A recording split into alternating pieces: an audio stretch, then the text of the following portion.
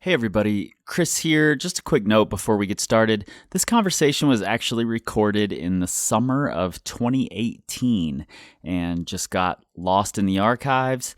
And searching through the computer today, I resurrected it because I thought, well, climbing areas are opening back up slowly but surely, and people are going to be trying to get outside. So now seems like a good time for this episode to hit the airwaves.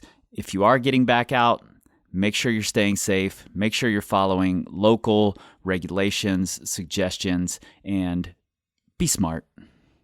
All right, let's get into it.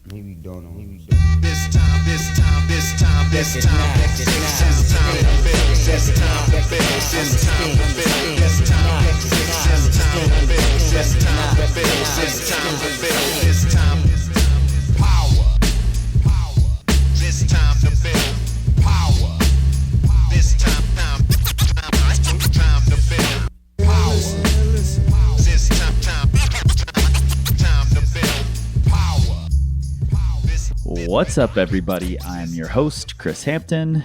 And this is Nate Drolet. And together we form Biggio and Bagwell. Boom. Trying to throw you a bone here. Do you know these? Baseball players. Okay. Houston Astros, Killer Bees. I actually had their baseball cards. Nice, dude. Yeah, not that I'd have their hockey cards. I figured if I bumped it up to the late 90s, maybe you would We're getting there. get a little bit. And centered it in Houston. Yes. Yeah. Exactly. Okay. Figured that one would work for us. We actually just returned from Salt Lake City. A very whirlwind trip. I was talking to Xiaoxing today, and he asked me how long we were in Salt Lake, and I was like, I don't even think it was 24 hours. I was just trying to do the math in my head. I don't think we were. Yeah, I don't think it was even 24 hours. We packed a lot into 24 hours. Yeah.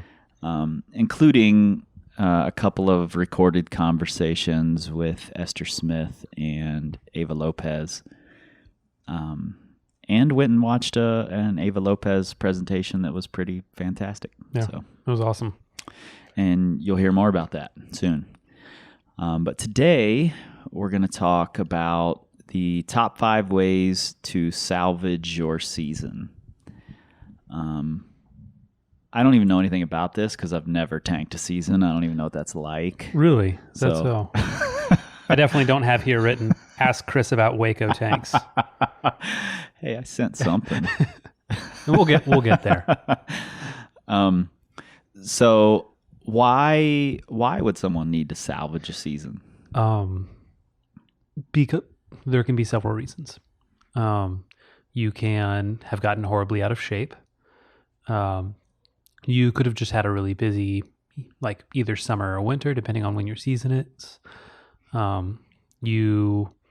The weather could be terrible. Like you could miss out. Like once the season starts, you're like, oh, it's raining for the next month, and I have 2 months that I can go out on the weekends. Yeah. Like, what am I doing? Basically, it's not all about you sucking.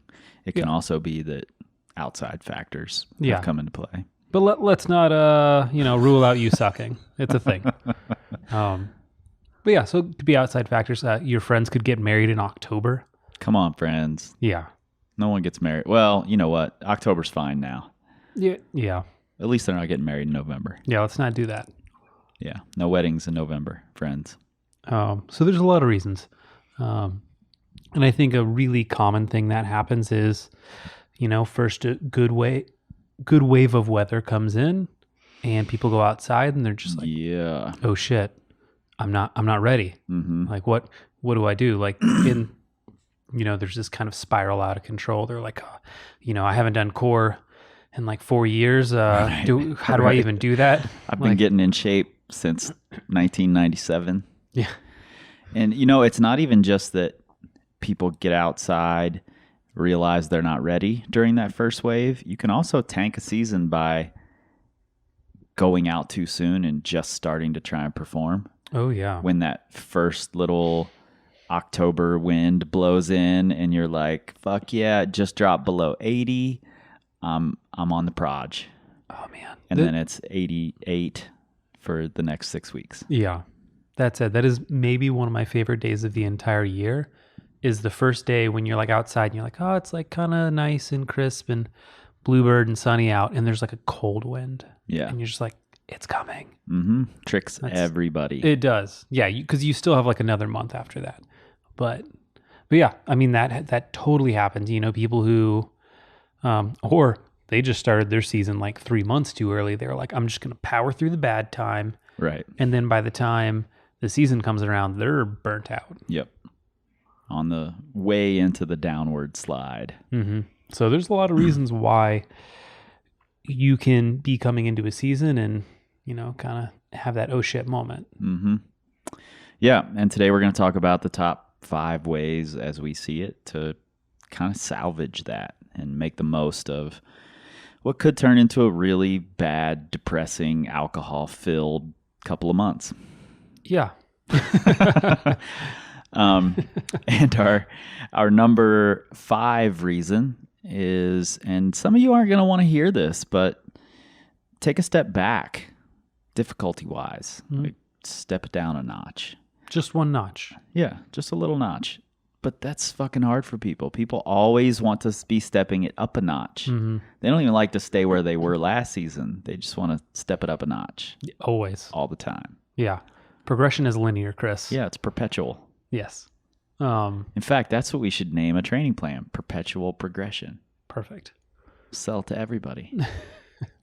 Yeah. So this is, you know, this can be a hard thing to do, but also it can, I think, even be hard to not just go overboard with this. You know, you try your project and you're like, oh, I can't even do this. I should just go climb, you know, if you were trying 13A, you're like, oh, I should just go climb like 12B. Which, you know, instead of going from something that's hard to you, you're now trying to move back to your comfort zone. Right.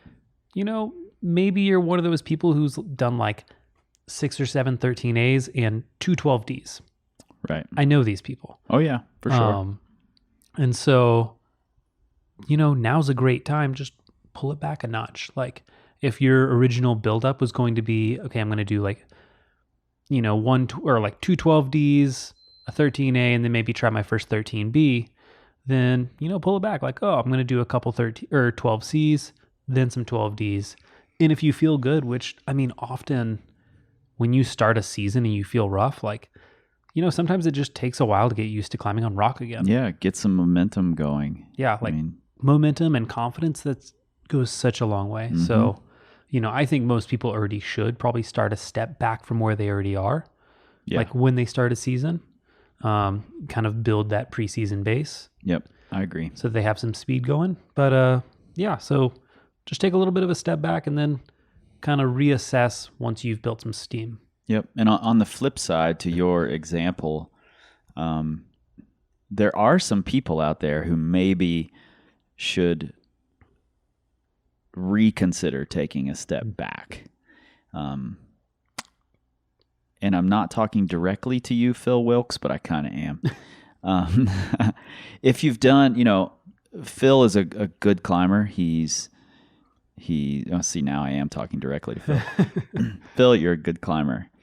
And you've done a lot of a specific grade. And then those next grades up are a little harder to come by.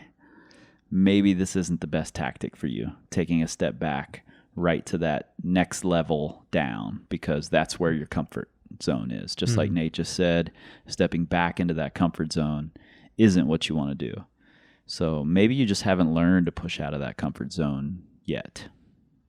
So maybe taking a step back isn't the best tactic in that case. And then we do have some other tactics here, so you can choose something else. Mm-hmm.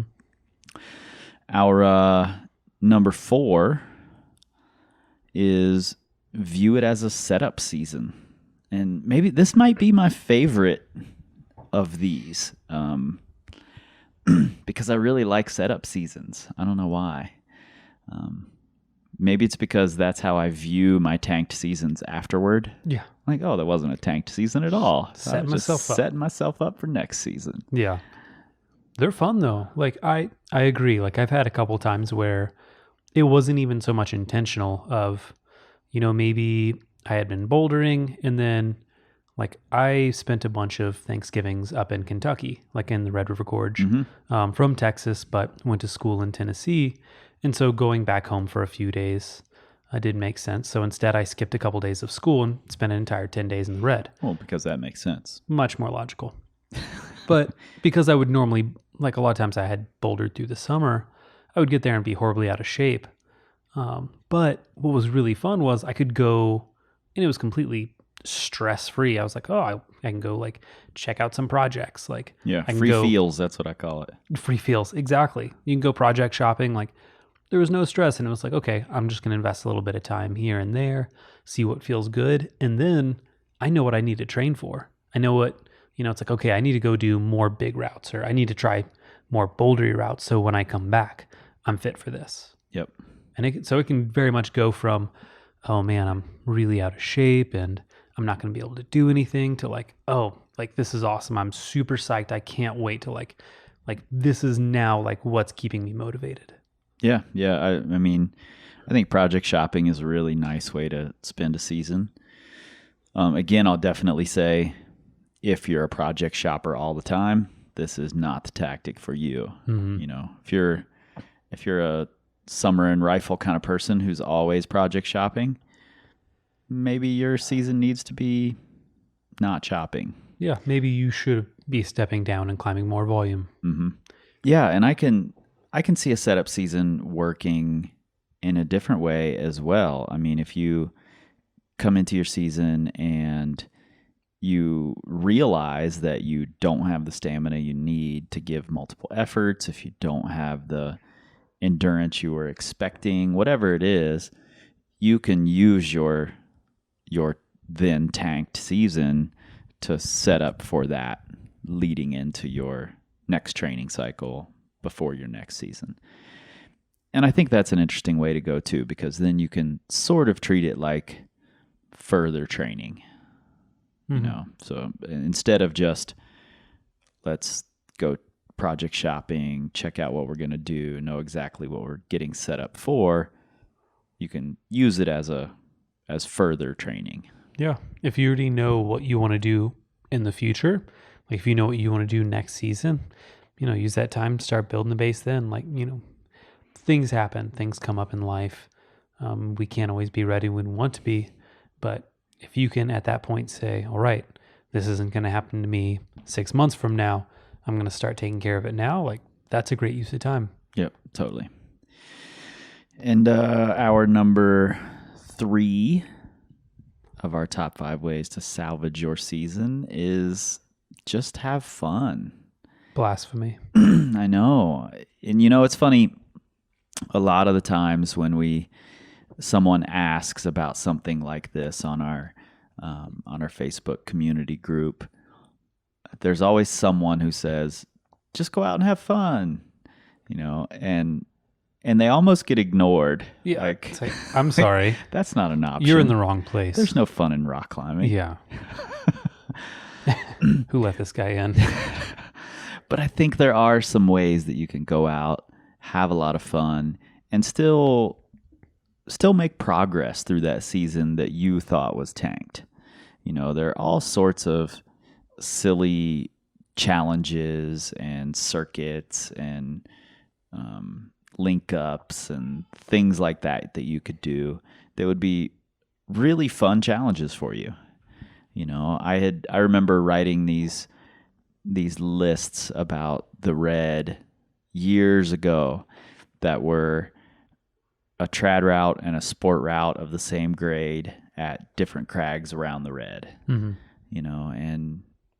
And those were really fun challenges, like go to Skybridge and do 211s, do the inhibitor, do King Me, then go to Military Wall and do 211s there. And then, you just keep doing that at different crags around the red. And that's super fun. It may not be what your goal was, but you're going to get a lot of mileage in. You're going to have a lot of fun doing it. And you might find some motivation that carries over into those next seasons instead of just ending up depressed and in this hole. Totally. Something that when I didn't have a ton of time, when I was like, there were times in college when just, especially like my senior year, because I had it was like, okay, like I just need to take all the classes to finish, and the schedule, I didn't really have much in the way of options. Mm-hmm.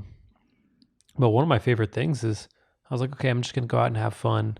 This is when Little Rock City was still free. Right. So man, I would go out, just have, You could just roll up in the evening and I'd put on a chalk bag, some super comfy shoes, and I could go do like 50 boulder problems, like no crash pad, just go out, climb a bunch and have a ton of fun. And man, Totally. like after that, like to me, this was just a way of kind of blowing off steam and, having fun outside. But like in the end, I ended up feeling much more confident with my climbing just because the amount of moves I was doing outside on rock was so much higher than when I would go in project or anything like that. Yeah, I think a lot of us can remember back to some of our earlier days climbing and how fun some of those initial seasons were before we had all these big expectations and big goals and disappointments. Most of the first 5 years of my climbing, the goal was just go out and have fun, do some cool stuff. I didn't really know rock climbing as a sport, Yeah. So I didn't treat it like one. It was just this fun thing we did on weekends, and I like to try hard, but other than that, that's about it.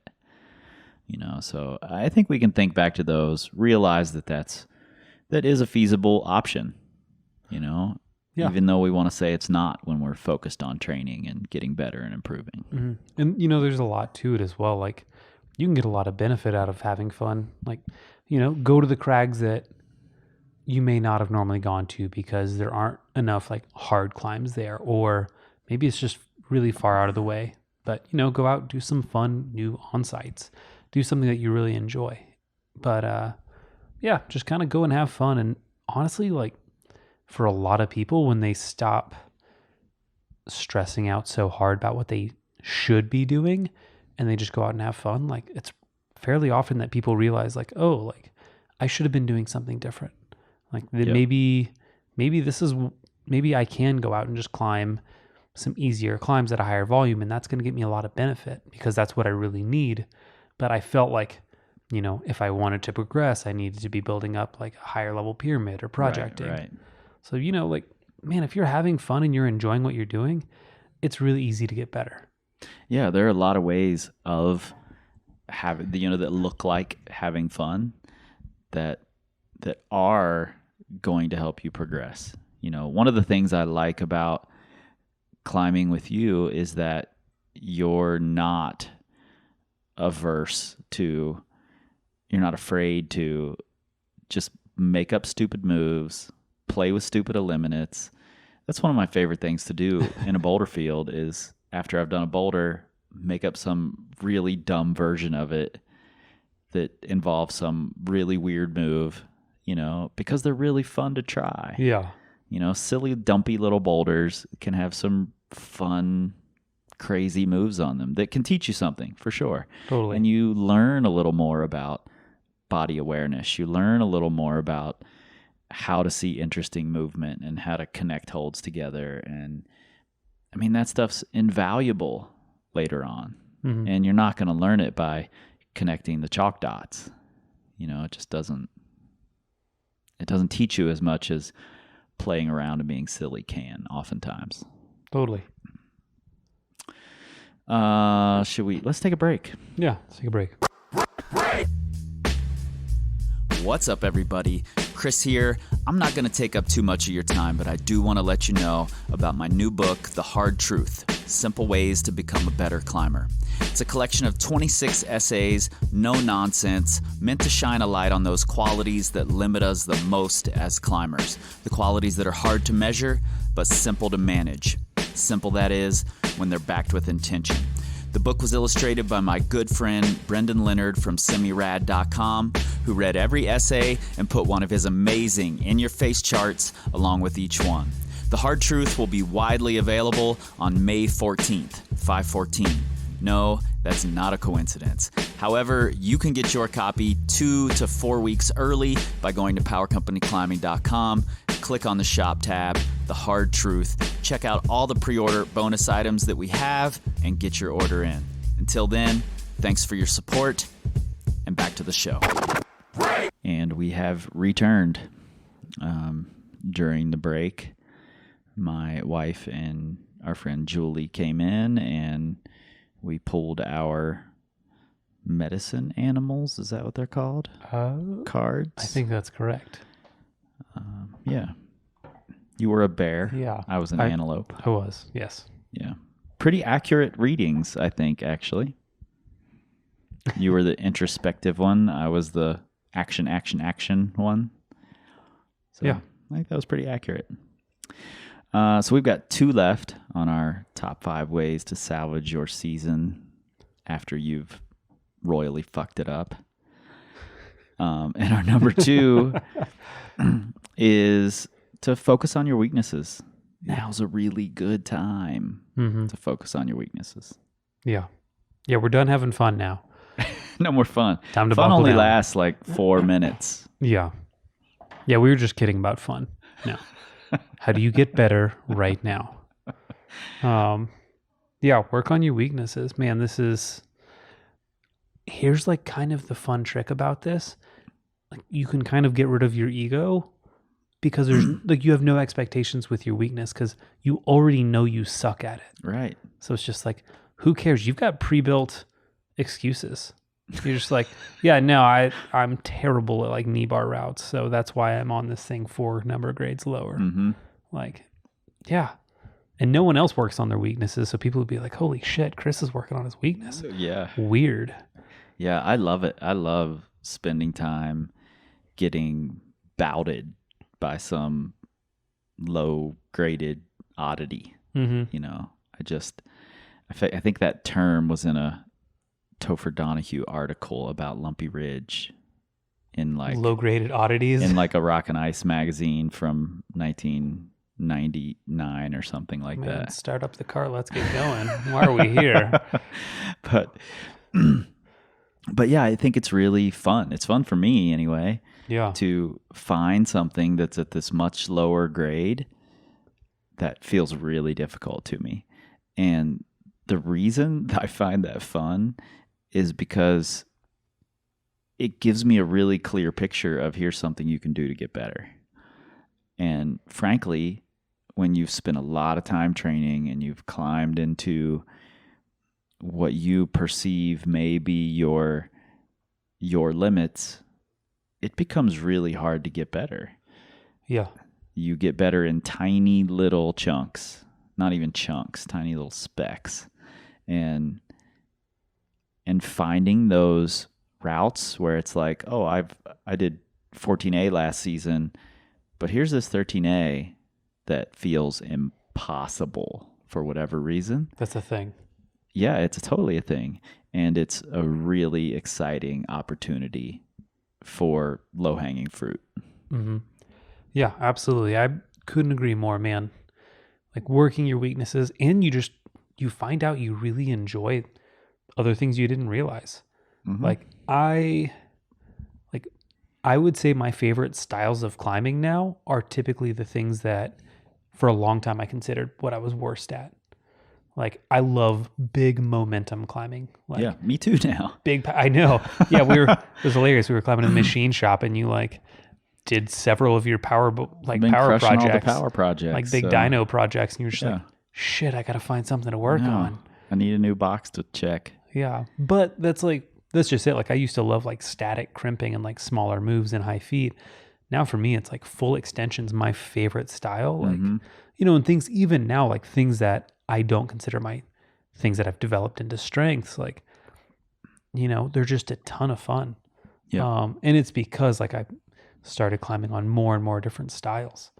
And as far as weaknesses go, it doesn't even have to be specifically a style. For instance, if where you climb, you always have beta, maybe your weakness is figuring out beta for yourself. Absolutely. Man, go out to crags you've never heard of. Like don't ask people for beta. Bear Wall or Holler. Go places they don't even have beta. But yeah, don't ask people for beta. Like this is a great way to learn.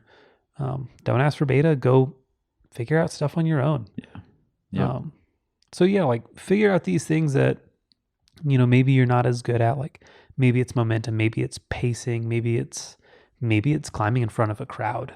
Totally. Like which, if you're fortunate enough, some places you don't have to worry about that. Mm-hmm. But if you want to travel to any popular crag, anywhere that's popular. like if you want to go to the Red River Gorge, it's funny. So I pretty much started climbing at the Red, like sport climbing, that is. And for me, it's weird to be at crags when no one else is around. Right. Like I've always had 10 other people at the crag, at least, if not like 70 if it's October and all of Spain is there. Yeah. I've gone through the whole range of crowds in attendance at the Red. Yeah. From 0 to 100. So this kind of bounces off like setting up for your next season. But if you know you want to go somewhere where it's busy, go climb at busy crowds. You can climb on things that are a little bit below your limit, but get comfortable with it. Yeah, you'll find out really quick how much your ego plays a part in your climbing. If you really look back and are honest with yourself, and you can say, oh, last season when I was climbing at this crag where there were no people, I was trying, 3 hard burns a day and then getting pumped on something not as hard at the end of the day just to finish my day off. And then you go to this new crag where there's a bunch of people, and you're like, oh, I bolted my project once. Probably didn't even get on the project. You were like, there's someone already kind of on it. I'll get on this other thing around the corner. And Yep.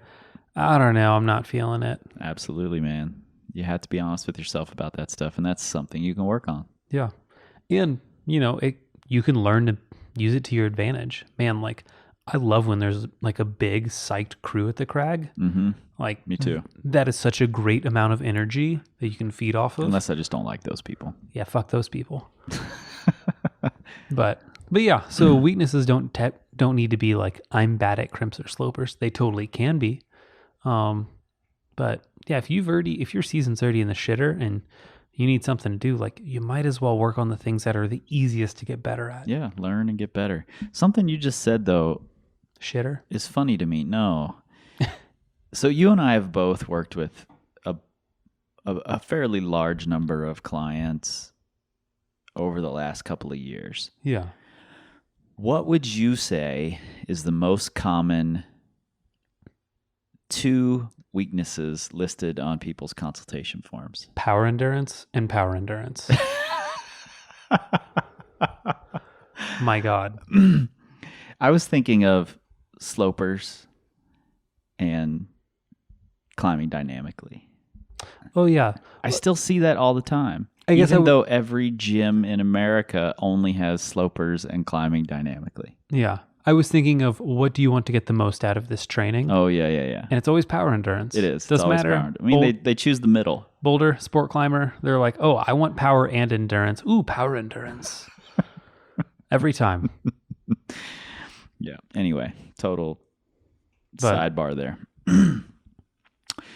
And I guess that brings us to our number 1, right? Yeah.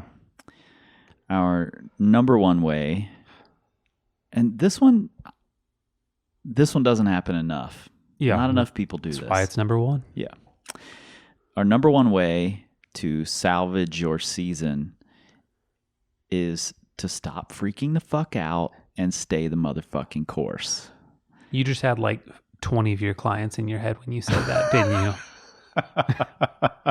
I did. I'm not going to name them, but I did. You know who you are.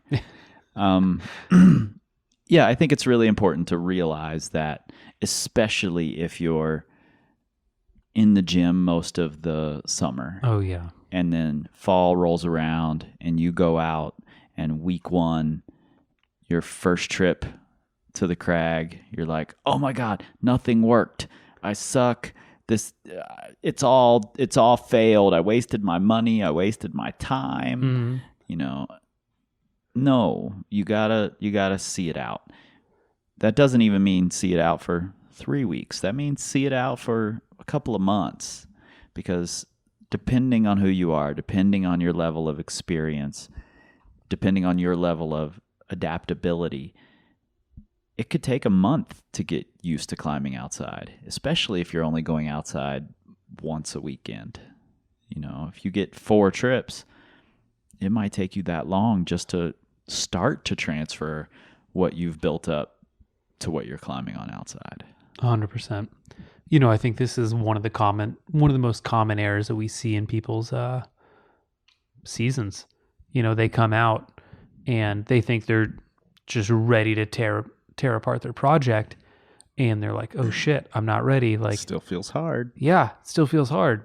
But that's just it. Like, if you've been climbing in the gym, like, it takes time. Like, it takes time to get that skill back up. I was recently rereading Easy Strength, Dan John and Pavel. Mm-hmm. And in it, Dan John talks about skill sport athletes. And he says that, if you have an off season, you're going to build up strength. And if you do things correctly, as you transition into your season, your strength will drop and your technique will advance and your performance will advance as your strength drops. Like, the two should happen simultaneously. Mm-hmm. And man, I think that's what happens when you climb outside. Like, Totally. And we both climbed in the South a good bit. So, like, pretty aggressive training seasons as far as the weather's heinous. So you don't really want to climb outside. Yep. So it's like, okay, I'm going to lock myself in this gym for the next 3-4 months.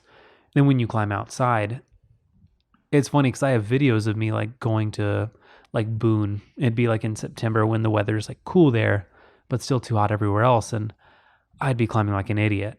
I'd be like, just like looking too strong. Like, I would be just like super strong, but climbing terribly because I hadn't touched rock in 4 months.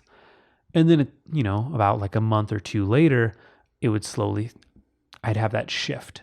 Yep. It's like, okay, maybe I'm not as strong, but I'm moving so much better. And so I'm sending significantly harder just because I'm finally getting comfortable on rock again. Yep, totally.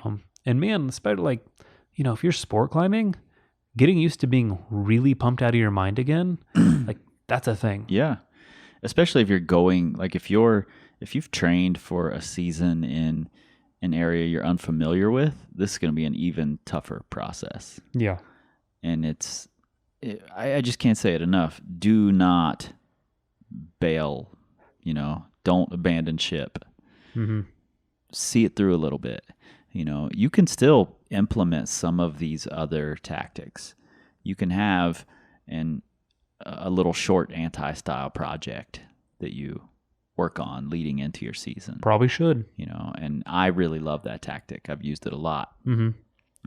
You can go out and just have some fun days while you're getting used to the rock, especially if you're feeling rough. Sure. I see you smirking Why over not? there about fun. Yeah, fun's cool, I guess. That kind of thing. And I think when you first go out, you should step the difficulty back a notch. Mm-hmm. I've talked about this to a lot of my clients quite a bit, that the fall is by far the easiest season in the Red River in the Southeast, because you get to go out and start climbing on rock when it might be a little too warm, mm-hmm. but you're getting used to climbing outside. And then the best temps are coming as you're hitting your fitness peak and your comfort peak. But then in the spring, you get like 2 or 3 weeks early in the season, and then it shuts the fuck down. So you have to be able to hit the ground running. Yeah. And that's considerably more difficult. Totally. And that's what's nice on the fall is like, if weather does go bad, you're like, hey, I'm just going to boulder through the winter, do a little bit of training. Like, I just have like a month and a half, 2 months, and I can potentially sneak a couple cold days in. We'll be good. Yep. But when spring starts fading, it's a scary time. It's scary. But I think spring especially, you have to stay the course. Yes. If you go out day one and it feels rough and you're like, I didn't hit the ground running fast enough, and you bail, then you have no shot. So yeah, I think staying the course is a really, really important tactic, and I think you should do that 100% at least a few times. If you're a person who bails out quickly, commit to it. It may not pan out. You may have tanked your season. Who knows? Yeah. But you'll know more by seeing it through. Just like any training plan, just like any experiment. If you don't see it all the way through, you have no idea what the results are. Totally. Couldn't agree more. I like that you keep saying couldn't agree more. I think I could agree a little bit more on that last point. So let's talk about, these are 5 great things for if your season's turning to shit. Oh man, you're throwing a curveball here. I didn't know. write any of this down. Hey, I have it written here. Ask Chris about Waco. I haven't even done that yet. So, what are the common things that we see instead of these 5 things that people do? Like, oh man, season started. I thought I was going to have great endurance, and my endurance isn't there. Like day 1, I don't have endurance. What do people normally do, and what should they be avoiding? I think there's a couple mistakes I see pretty often. Number 1, because I'm a coach and because I'm talking to people about their training every week, I see people start hitting it even harder in the gym. Like more days in the gym, more time in the gym, more laps, more 4x4s, more whatever. They're freaking out. I'm not prepared. And I think that's a mistake. I think you have to, again, see the plan through, see the season through. Then you'll know if it works. Otherwise, when you just start throwing everything at the problem, you have no fucking idea what worked and what didn't.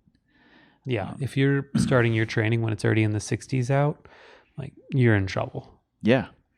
I think that's a massive problem. How about you? What do you see? That's definitely the biggest one is like, they're like, okay, I need to go back to training. Like, and I have seen people skip out on a season. Like, because there was there'd be times where, I'd have to, like, depending on my work, like I would work weekends. So if I was busy working weekends, then maybe I'd sneak into the gym for a little bit of climbing when I was in Chattanooga, and I'd see a handful of people there, and I'd be like, bro, what are you doing? It's like 55 and sunny out, and I talk with a couple people, and like, they'd be like, oh yeah, I don't feel strong enough for my project. So I'm like, I'm here trying to get stronger. And it's like, we got like 15 more of these days this year. What are you doing here? Like, you got the day off work. Yep. I got news. I'm never going to be strong enough. Never going to be good enough. So, I want to go out and do the shit that I can do while I can do it. And then use those days that I can't be out there to try and get a little stronger, a little closer toward that. Mm-hmm. Yeah. So that's one I see. The other one is just letting it all go to shit. They're just like, hey, they just freak out. Like they had a nice plan. They were like, okay, I'm going to build this base. I'm going to do these climbs. I'll build up to my project. When the first thing kind of falls through, they're just like, that's it. I'm scrapping everything. Like I need to climb 5.5 now, like, because apparently I can't climb on, my 5.12 project. Yeah. And they just, completely implode. Mm-hmm. And, I know everyone listening to this is like, I would never do that. That would never happen to me. But it's total bullshit. It happens to all of you. I get your emails. I know what happens. And just as an example, and this is a success story. But I got an email just last week from a guy named James Mihal, who he was heartbroken that he had fallen off the last move. He had slipped. His foot had slipped off the clipping jug of his big project. Classic. Fell and was like, I've got a week before I go back out there. What do I need to do? Do I need to do some 4x4s? What should I be doing in the gym? Can I get to ketogenesis in a week? Is that how that happens? And this is not uncommon. So, James, I'm not picking on you at all. This is not uncommon. This is what most of us do when we fall off of our projects. We're like, oh God, what do I need to do to ensure that this doesn't happen again? And if you're steeped in training and preparation, that's where you're going to go first. And my advice to James was, dude, what you're doing is working. Whatever you did worked. You got there. You made a mistake. That happens, Do what you've been doing. Then go back out there and send the thing. And he just sent me an email a couple of days ago saying, I went back out, followed your advice, took one beta burn up it just to make sure I knew where my foot was going to be, dial in the move, and then I sent next go. And he's super stoked. But my point is, people can freak out over the smallest little things. And when you're hearing it about someone else, it sounds so impossible. Mm-hmm. But I've seen so many times very logical people freaking out for no reason whatsoever. Totally. And ready to bail. Don't try and get them to explain their logic. No. No. Something else, like one other thing that we see fairly often, and this is in people who don't have as much time. So let's say they only get, 5 weekends for an entire season, 4 or 5 weekends. Yep. Something like that, like every other week for the fall. And weekend 1 and weekend 2 don't go according to plan. They're like, okay. Yeah, I'm halfway through. I got 2 weekends left. Yeah. So instead, they're just like, I need to get something out of this. Mm-hmm. So yeah. They severely overcorrect course. Let's say this is someone trying to nab their first 12B. And instead they're like, well, I can't do that. I'm just going to do a bunch of new 511s because then I have something to show for the season. I have to have something to show for it. Yeah. Right. And that, we hear this all the time. But, for people like that, the best thing I can recommend is stay the course. Absolutely. Yeah. One of my clients was going down to the VRG for a week and wanted to try a hard route there. But he was really nervous about putting that much of his time into one route. He's like, what if I come back empty-handed? I'm like, the crag's not going anywhere. You get to drive down there again sometime if you want to. And which are you going to be more satisfied with when you come back? Which are you going to want to tell your friends about? Is it, I did a bunch of 12Cs. Most of them I'd already done before on other trips, but I did a bunch of them. Or is it, I worked really hard on my project, almost did it. Now I'm really stoked to go back. Mm-hmm. I put all my chips in on this one thing and really went for it. For me, that's got more power. It gives you more opportunity to learn as well. Totally.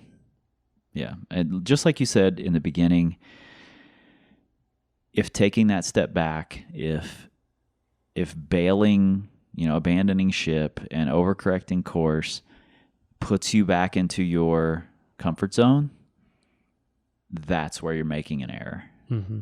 We have to stay a little bit out of that comfort zone to continue learning. Period. Totally. So. Yeah.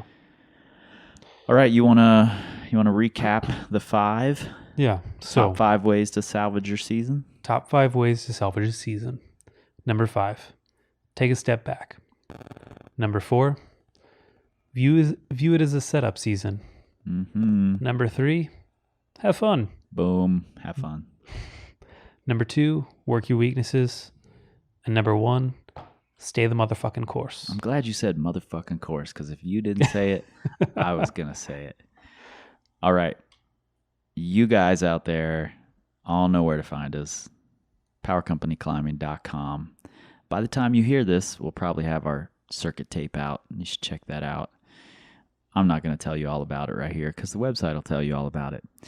PowerCompanyClimbing.com. And you'll probably find us on the Instagrams. I haven't been spending as much time on there lately because I've been focused on training and climbing and working and making sure you're prepared for your season. Making sure I'm prepared for my season. So you don't have to use this information. So I don't have to bail the fuck out. Again. Yeah, again. You know what? Let's back up here. Let's talk about Waco. I'm interested in talking about Waco because you're right. It could have been a tanked season, and it may have been a tanked season. I could go with that. Mm-hmm. However, the reason it was a tanked season, it was because I stayed the course while in Chattanooga. So I'm okay with tanking my Waco season because I stayed the course that was the boulder I really wanted. I walked away empty-handed. I stayed the course. It tanked my Waco season, so I spent a lot of time climbing a bunch of different things. Yeah, no, but I mean, I think you did the reason I have this is because I think you did a really good job with Waco after other things. But you got to Waco and you're like, okay, I'm going to do everything. Like, so you did take it back a notch. You climbed a lot of volume and you really got your feet under you there. And man, you got some good sense by the end of the trip. Yeah. Like, it would have been, I think, very easy for you to be like, oh, shit, I've been climbing on like a vert sloper problem, and here I am in Waco. I'm horribly unprepared. Which is what happened. Yeah, it happened. But it would have been very easy for you to be like, I'm just going to go do a bunch of easy stuff, and that'll be it. And then I'm just going to drive home because I'm not ready for this. Yeah. I mean, I've seen it happen plenty of times before where people come out like, oh, I want to come do this like hard boulder. And then, suddenly they're repeating all the V6s and 7s they've already done in the past. And, it's just like, you can't, you took time off to be here. Like, yep. So, yeah, no, I think you actually did a really good job with that. Okay. Just had to make sure we got that in. Yeah. So to continue, you can find us on the Pinterest. We don't really know what we do over there, but Lana does. I don't think Lana does anything over there either, actually. And you can find us on the Facebooks at Power Company Climbing. You can probably find stuff about us on the Twitters. I don't know if people are tweeting. I think that's what they call it, tweeting about us or not. I have no idea because we don't tweet. We scream like eagles. Maybe don't know. This time, this time, this time, this time, this time, this time, this time, this time, this time, power, this time to build power, this time to build power, this time to build power. This time to build power. This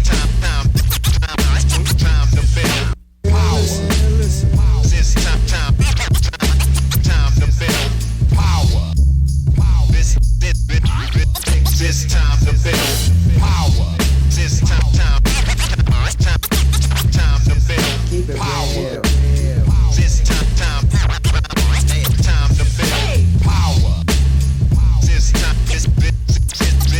to build power. This time to build power. This time to build. This time to build. This time.